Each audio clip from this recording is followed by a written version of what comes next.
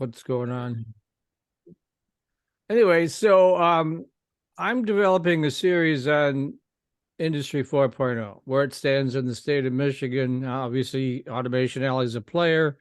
I was at your event in December where I got the idea because MEDs, in fact, I'll be interviewing Ms. Chominko next Monday on MI Tech TV, who runs the program.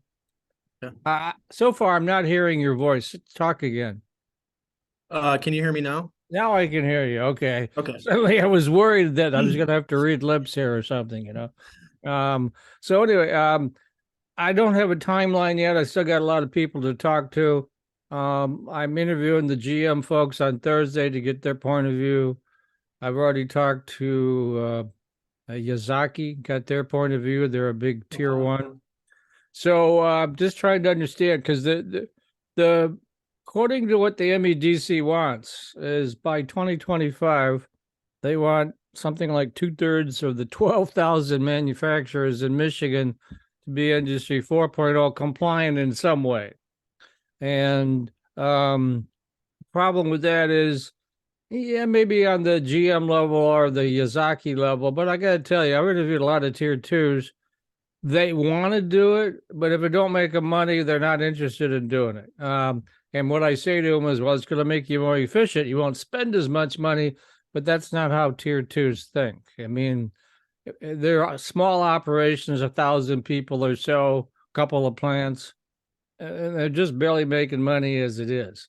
So what I wanted to sort of discuss with you, and I'll put it more to Ms. Chominko next Monday, is this. I mean, let's talk a little bit about Automation Alley. I know I'm very familiar with Automation Alley. I go back to the Ken Rogers days. I was a member in the year 2000, so I know exactly what's going on with Automation Alley. I know that you guys used to be just the 10 counties of Southeast Michigan. Now you're the whole state, and you're one of the driving forces fueled by MEDC to get Industry 4.0 kickstarted and kick it in the ass, as it were. But I mean, let's talk about the challenges. I mean, for instance, Scott Phillips over at the LTU Accelerator did a study, and he thinks maybe only 30 to 40% of the manufacturers are even using some of the Industry 4.0 stuff, let alone the whole, gamut of what's all involved. So we're talking less than 2 years to line up another couple thousand manufacturers. What's Automation Alley's take on that? Yeah, so I mean, it's an ambitious goal, right? MEDC, they asked us to, get 6,200 manufacturers Industry 4.0 ready by 2025. And one of the things that we've been focusing on is, this isn't just an Automation Alley effort, but it's a group effort across the state. Right. So we've been working with a lot of regional partners to, get with their constituencies to see, what's going on with them, what specifically, especially in Industry 4.0, what's affecting them, right? So kind of get a better understanding of them, provide what we know to them, and reach out to their constituents. So I think that's one of the things we've learned over the last year or so since we've been doing this grant is getting everyone involved, and MEDC has been a great partner in helping us get all the partners involved and kind of move them towards helping our manufacturers. One of the things when I interviewed Elizabeth at the Manufacturing Growth Alliance, which does represent tier twos, is she said that, that's nice to have, what is that, $25,000 grant that they'll give you. What does that buy you? One 3D printer, maybe, if you're lucky. And she said the money, it's not you, it's got to come from the state. It's got to be at least 10 times that, because again, we get back to the tier twos. These are just little guys that make their, and the automakers make them, keep their margins so thin that the idea of spending millions of dollars to be Industry 4.0 compliant, they just don't have the money, and we certainly don't have the inclination. So, I mean, do you think by increasing that stipend, I don't know what the number would be, have to maybe 100,000 at least, but even then, that's kind of a drop in the bucket, isn't it? In terms of like total capital, yeah, I would say that, it could increase. Any increase to capital would be helpful for the small manufacturers. One of the concepts we talk about with manufacturers is small bets. So kind of prioritizing your financial capital decisions in two different buckets. And the one bucket that manufacturers traditionally use is called defensive, or we identify as defensive. So think of like net present value or payback period, some of those traditional financial equations to figure out, okay, my machine can give me this much revenue, it costs this much, Right. you know, it's pretty much plug and play. Yeah, getting my point of, if I try to say to them, spend the money to save the money, but if you don't have the money, what are you going to do? Right. You know, so. Yeah. So with the I40 implementation grant, that goes along more so with the offensive bets we talk about. So less so on spending a lot of money in something that will transform your business, but not necessarily, you may not have the capital for it. So try to think of small things that can have outsized rewards. And it may be, you know, maybe it allows you to get 2 or 3 new customers a year, and they may be big customers. It may help you to improve your product line. It could help to, a lot of companies we see, especially on the 3D printing side, they're using it to produce CNC tooling and things like that. So it can help them on the production side as well. So we're trying to shift the focus from, you don't have to pick one and hopefully put all your eggs in a basket and it'll work. In fact, it probably won't work that way. And you're more than likely to run into failures. And that's some of the things we talk about with manufacturers is you have to be okay with accepting failure, not only from the top of the organization, but from the bottom. And so that involves having a flexible capital structure that's able to invest alongside that, right? So so to kind of answer your point, I mean, if we had, you know, if there was 100,000 we could have for these implementation grants, I'm sure manufacturers would like that. But the 25,000 seems to be doing pretty good. We've gotten we went through our funding pretty quick. They re-upped the funding. So the good thing is it's being used. So hopefully that can be a use case to say, hey, you know, the demand is out there, you know, let's see what can come from this. So getting back to the 25K, is that what they're typically spending it on, is like 3D printers? I guess that would be the lowest hanging fruit, easiest thing to do for prototyping and all the rest, right? Yeah, we actually just did an analysis on it. One of our coworkers did an analysis on it, and it's not just 3D printers. So a good portion of them are also back office systems. So think of like MES, ERP, which aren't traditionally Industry 4.0, but they are precursors to getting yourself digitally ready, right? So getting the automation in place and things like that. So we're finding some companies are getting help on the IT and back office side of things, because they're finding that makes it a little bit easier to work with customers, helps with production, you know, better communication, things like that. So there's a wide range of different types of applicants, but it's not just 3D printing, although we do see quite a bit of those. And I would say robotics is probably another one as well. And in terms of the manufacturers themselves by industry, is it still the auto industry supply chain that's getting more in line, or is it the Whirlpool supply chain, or what? What are you seeing? I wouldn't necessarily say it's one supply chain. What I will say on the supply chain side for the small to mediums is that they're diversifying their customer base. So, you know, we've seen a few manufacturers shift over from primarily automotive, which is what this region is, to aerospace, defense, medical. So they've kind of diversified who their customer base is. So it's making things a little bit easier on them, you know, just having those different customers to work with. Yeah, we're still a big pharma state, but I mean, in terms of medical devices, that'd be the more traditional manufacturing, and certainly defense. Defense is really starting to pick up in the state. Aerospace picking up, but by group, would you still say, probably just because there's more of them than anything else, it's the auto group that's the largest segment that's getting involved, or not? I would say just based on Gotta be, because there's more of them, right? You know, yeah. so they're We still, everywhere. You know, yeah, we still are, you know, automotive centric. Even though we try to diversify out of, you know, as a region, you know, we may go to other industries, but we still are heavily automotive. what about the awareness level? I mean, I've done quite a few interviews in the last few months. Some are more aware of others of the benefits of switching to Industry 4.0 and moving out. I mean, 3.0 is robots. All right, they've been doing that for 25 years. This is a whole new thing. AI, machine learning, you name it, it's all involved in that. Is the educational level there in the sense, do they understand the benefits of switching, even if they can't afford it? Is that what you're reading that at all? Yeah, what we find is many companies, they don't understand the business case behind it. Ah, okay. So when they view the technology, they're not necessarily looking at it like, well, how can this not only just improve my cost, but how is it going to get me better customers, more customers? How is it going to improve my cash flow? Like, for example, we are working with a small CNC machine shop, and they recently put in a new software. It's called paperless parts, which, they don't do anything too innovative, but one of the things they do is they have real-time quoting in their software. Mm-hmm. And so customers can go on, they can see the annotations in an engineer's design, right? And then they can go back and forth and collaborate. And that's saves a ton of time. And it's a much better process than, hey, I'm going to send you the file. You go look at it on your own time, red mark what you need, send it back to me.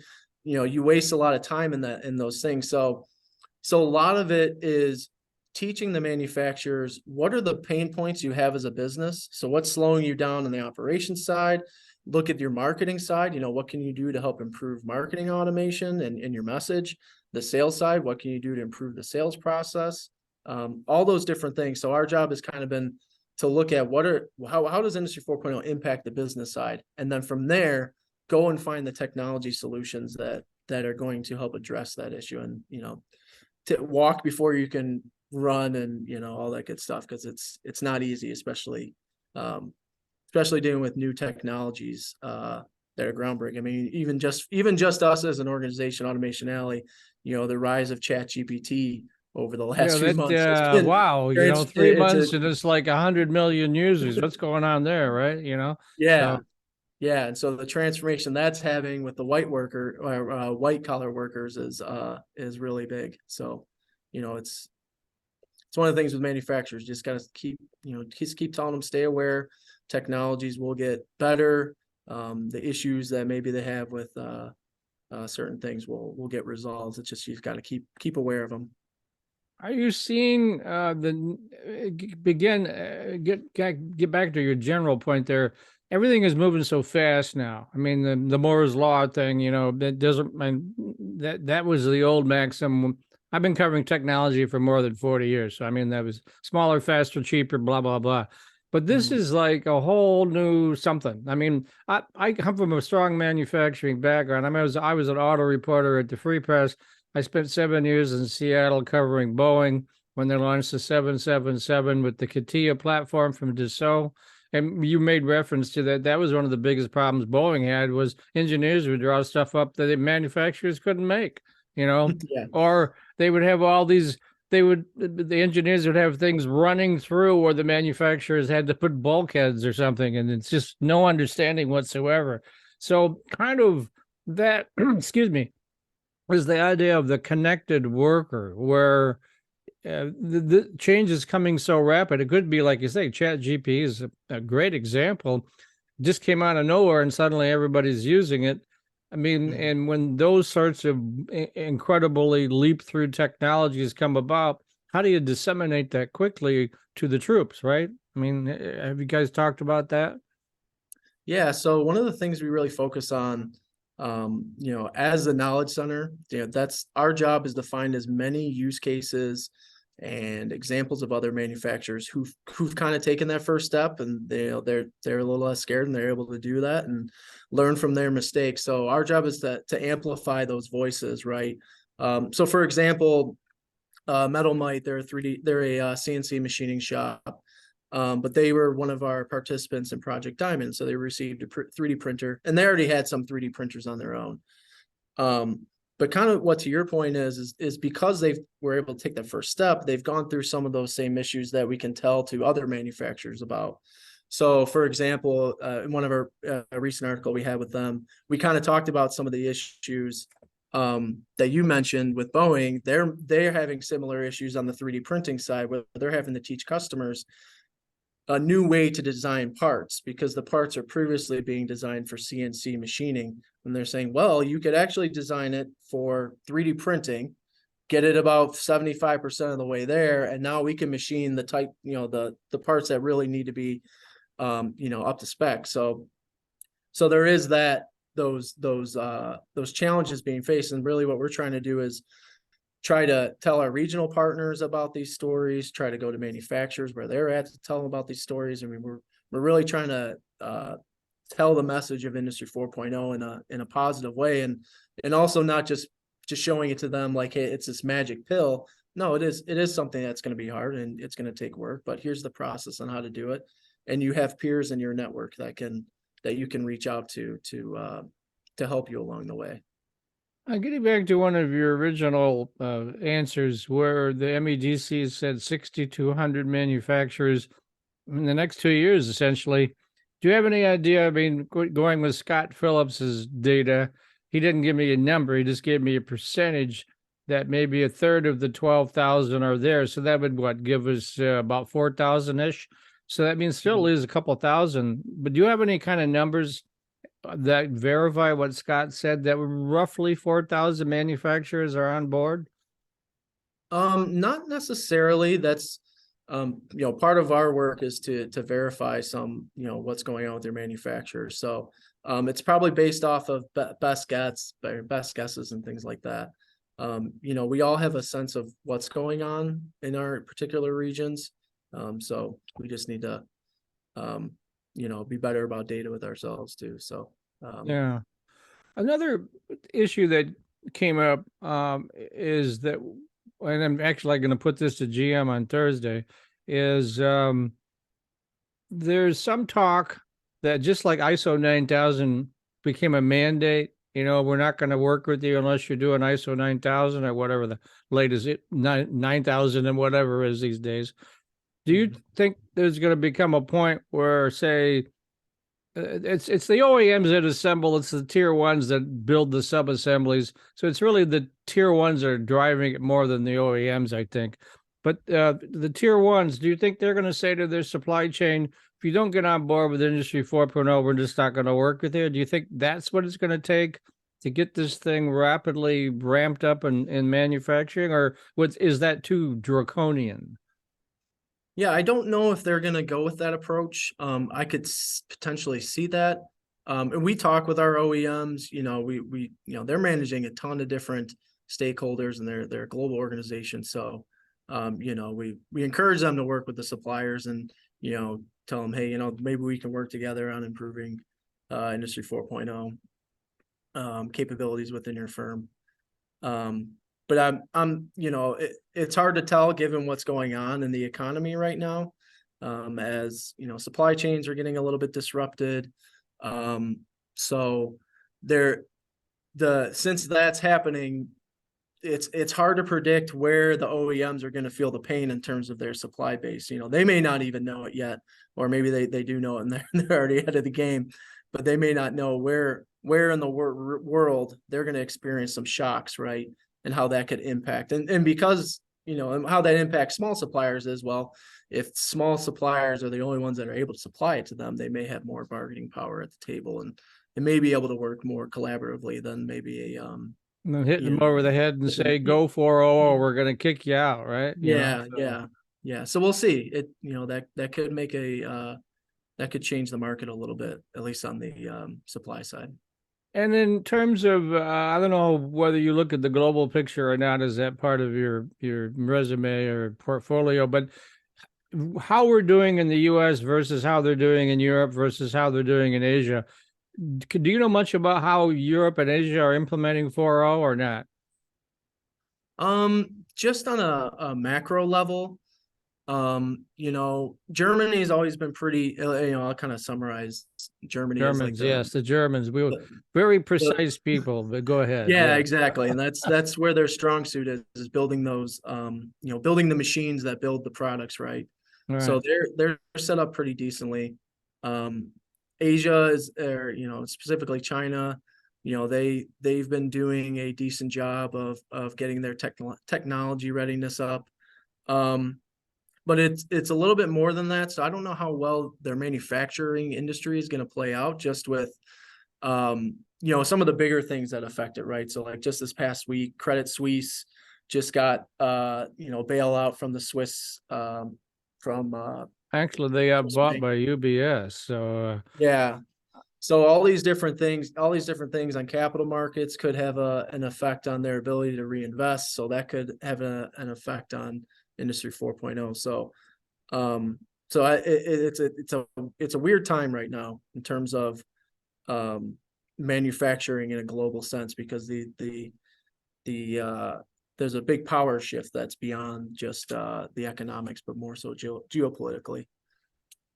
yeah, well, who knows where it's That's a going to whole go? that's a whole big Who knows conversation. if we knew we could make money in the stock market, right? So, Yeah. um, the other thing too, now, do you think it would be an advantage for some of these companies as the innovation occurs? We actually talked to Mark Royce. A good friend of mine is David E. Cole, who's a longtime friend of Mark Royce. Mark knows me from my free press days. We discussed an idea with him where if you could capture that innovation as it's happening in R&D or even in the manufacturing facilities. I mean, I worked my way to the University of Michigan by working at an auto plant 3 years full time and going to school part time.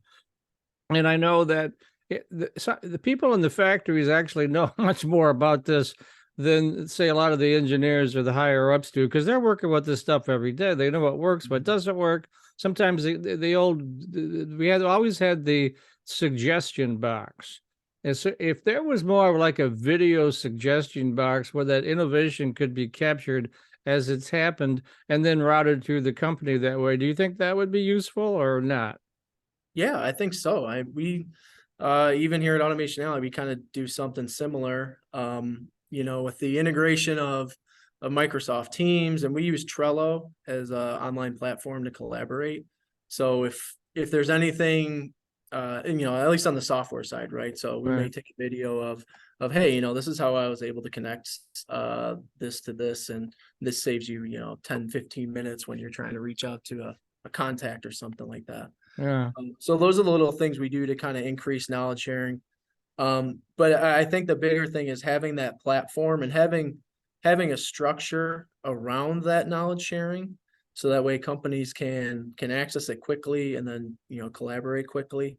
I think that's one of the things that sometimes companies struggle with is they may just use email. Some of these bigger technology companies, they use Slack, but there's not necessarily a good structure to the discussions, and sometimes good ideas get lost and they can get buried in kind of the noise. So, and Yeah, that's especially, that's that's actually what Royce said was he wanted to have something together where he could capture the knowledge just for those very reasons. I mean, sometimes it's just the light bulb goes off, right? And how many Mhm. times have you thought of something and you didn't write it down, and then you go, "What was that again?" When you're in a manufacturing or R&D environment under a lot of pressure to produce, that can happen too, right? Yeah, one of the things we encourage manufacturers to do is have white space and allow their workers and the upper management to have what we call white space. So essentially, like some time to have some strategic thinking, or maybe take a step back from the day to day. And this isn't something new. 3M's been doing this for, I think since the 40s. They call it the 15% rule. And Mm-hmm. essentially what they do is they allow their workers to spend 15% of their time on whatever, I'm sure it's got to be related to something to 3M, Right. but allows them to spend on whatever. And it's created a lot of, the products that they have, like the Post-it note. Some of the different sandpaper grits came from employees, and they had presented their ideas. It got shut down. They brought them back. So it's a great example of a big company applying a simple rule that I think manufacturers can use to kind of help get the ideas from some of their laborers who, we have an Industry 4.0 assessment program. And one of the things I consistently talk to with some of these owners is you have a lot of smart people in your work, in your plant. You need to talk to them and elevate their ideas and let them know it's okay if they bring an idea to the table, and if it gets squashed, that they shouldn't bring another one again, that they should have their voice elevated. And that might be the one small idea that sparks another one, and creates create something new and great for their company. So Yeah, great. All right. So, kind of getting back to my original question, I'm going to put your feet to the fire here again. 6,200 total out of 12,000, less than 2 years. I mean, is that the end of calendar 25? I don't know exactly what the date is, but let's just say 2 years. Is that realistic? yeah, I think so. Are we close to that right now? Not as close as we'd like. However, I think what we've realized is we've kind of learned from some of what I talked about earlier is being more collaborative across the state, going to manufacturers where they're at, not just sending them email blasts and things like that. So, I think it's going to be tough.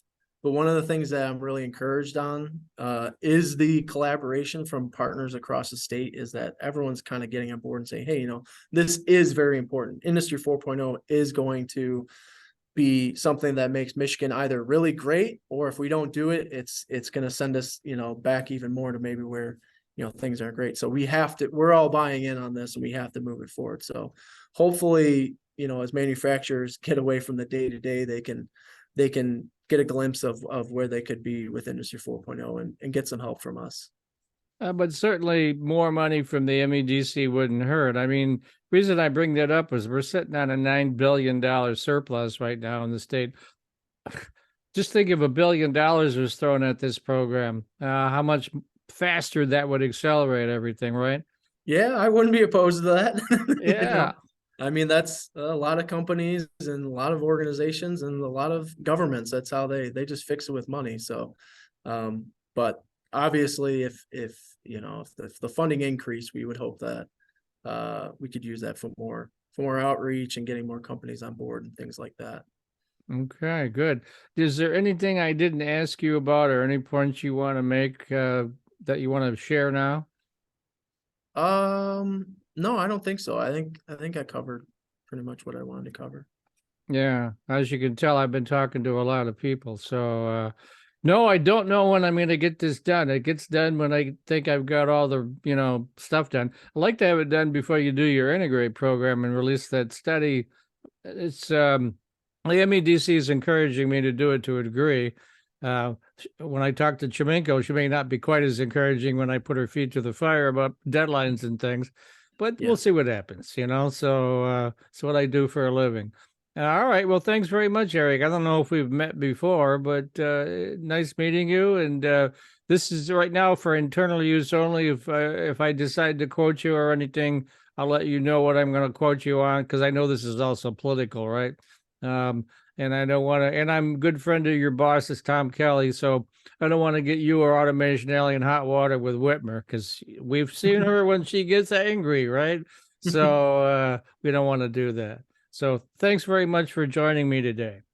Yeah, you're welcome. Thanks, Mike. All right, take care. You too. All right, bye-bye.